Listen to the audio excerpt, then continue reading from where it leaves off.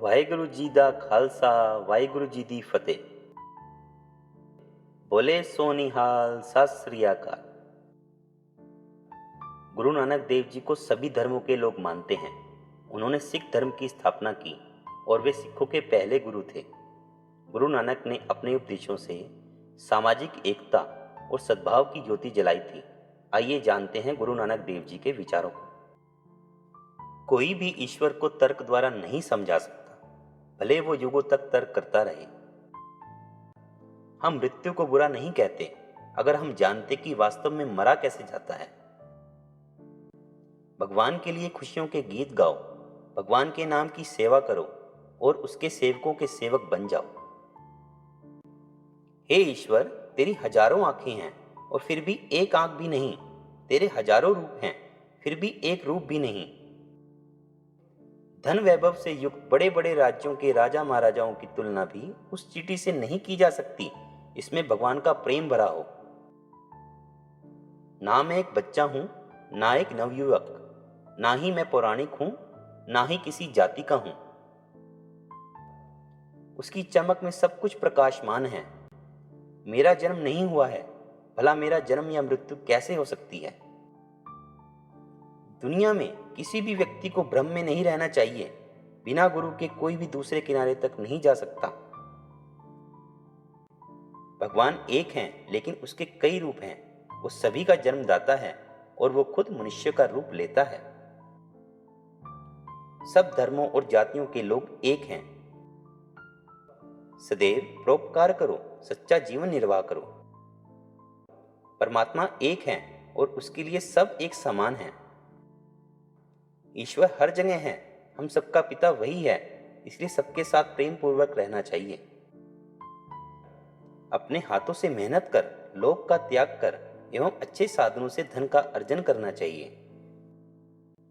कभी भी किसी का हक नहीं छीनना चाहिए। यदि किसी को धन की या कोई और मदद चाहिए तो हमें कभी भी पीछे नहीं हटना चाहिए। अपनी कमाई का 10वां हिस्सा परोपकार के लिए एवं अपने समय का 10वां हिस्सा प्रभु सिमरन अथवा ईश्वर के लिए लगाना चाहिए। माया को जेब में ही स्थान देना चाहिए, अपने हृदय में नहीं। स्त्री जाति का आदर करना चाहिए। नानक कहते हैं कि हमें चिंता मुक्त रहकर अपने कर्म करने चाहिए। उन्होंने स्पष्ट शब्दों में कहा, नानक चिंता मत करो। संसार को जीतने से पहले स्वयं अपने विकारों पर विजय पाना अत्यावश्यक है। अहंकार मनुष्य को मनुष्य नहीं रहने देता, इसलिए अहंकार कभी नहीं करना चाहिए। विनम्र होकर सेवा भाव से जीवन गुजारना चाहिए। न कोई हिंदू है न मुसलमान है, सभी मनुष्य हैं, सभी समान हैं। जो व्यक्ति परिश्रम करके कमाता है, अपनी कमाई में से कुछ दान करता है, वह वास्तविक मार्ग ढूंढ लेता है। यदि मनुष्य को सच्चा गुरु मिल जाए तो उसका मन भटकना छोड़ देता है, उसके अंदर की सरिता बह निकलती है। गुरु एक ऐसी नदी के समान है, इसका जल हमेशा निर्मल और स्वच्छ रहता है। उससे मिलने पर तुम्हारे हृदय का मैल धुल जाता है। सच पर चलने से हृदय स्वच्छ हो जाता है और आत्मा पर से झूठ का मैल धुल जाता है। जिसका तन, मन, आत्मा और वाणी सभी झूठ से लिप्त हैं, वे कैसे शुद्ध या पवित्र हो सकते हैं। यदि एक दिन संसार के सभी सुख और वैभव को छोड़ना ही है तो उनमें लिप्त क्यों हुआ जाए। दुनिया में जल के बीच कमल की भांति क्यों न रहा जाए। जो असत्य बोलता है वह गंदगी खाता है।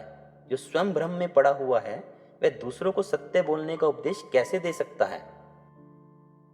सेवक के लिए संतोषी होना आवश्यक है। यह तभी हो सकेगा यदि सेवक सत्य पर चलने वाला हो और बुरे कार्यों से संकोच करते हुए श्रेष्ठ और निर्मल व्यापार एवं परिश्रम करता हो।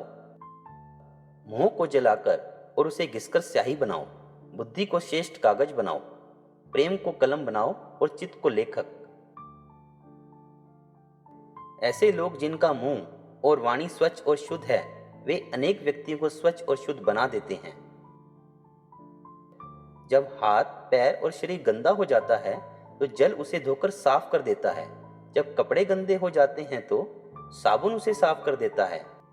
और जब मन पाप और लज्जा से अपवित्र हो जाता है तो तब ईश्वर नाम के प्रेम से वह स्वच्छ हो जाता है। जो अपने आप को उपदेशक समझता है किंतु दूसरों की भिक्षा पर गुजारा करता है, ऐसे मनुष्य के आगे अपना सिर मत झुकाओ। जो अपने परिश्रम से जीविका चलाता है और दूसरों का पोषण करता है, वही मार्गदर्शन कर सकता है। गुरु उपकारक है, पूर्ण शांति उसमें निहित है। गुरु से प्यार करो, वह त्रिलोक में उजाला करने वाला प्रकाश पुंज है। ईश्वर का नाम जपने में गुरु की सहायता जरूरी है, इसलिए गुरु का सम्मान और वंदन करें। नानक कहते हैं कि हे मनुष्य, यदि तू अपने दिमाग को शांत रख सकता है तो पूरे विश्व पर विजय प्राप्त कर सकता है। जिसका दिमाग अंधविश्वास से मुक्त है, उसको मृत्यु रंच मात्र भी भयभीत नहीं कर सकती। ईश्वर का नाम तो सभी लेते हैं, परंतु कोई भी उसके रहस्य का था नहीं पा सकता।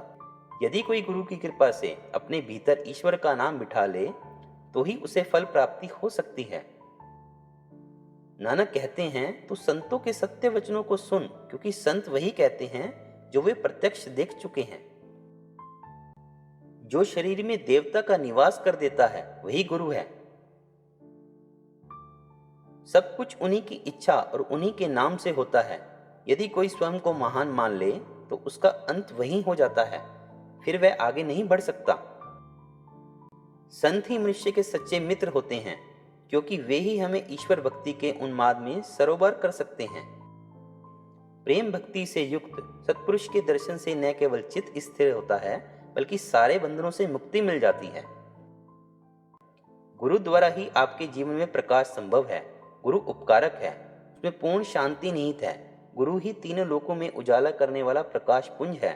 सच्चा शिष्य ही ज्ञान और शांति प्राप्त करता है। अहंकार द्वारा ही मानवता का अंत होता है।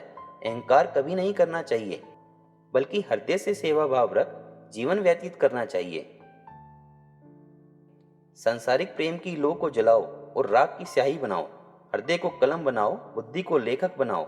वह लिखो जिसका कोई अंत या सीमा नहीं है। ईश्वर की सीमाएं और हदें संपूर्ण मानव जाति की सोच से परे हैं।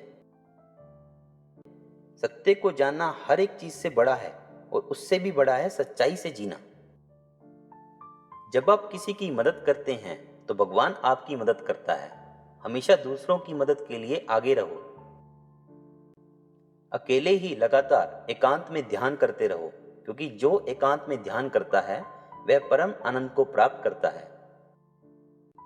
इस दुनिया में जब जब तुम खुशियां मांगते हो तो दर्द सामने आ जाता है। खुशियां बांटने से खुशियां मिलती हैं। गुरु के भजनों को गाकर मैं प्रभु की महिमा फैलाता हूं।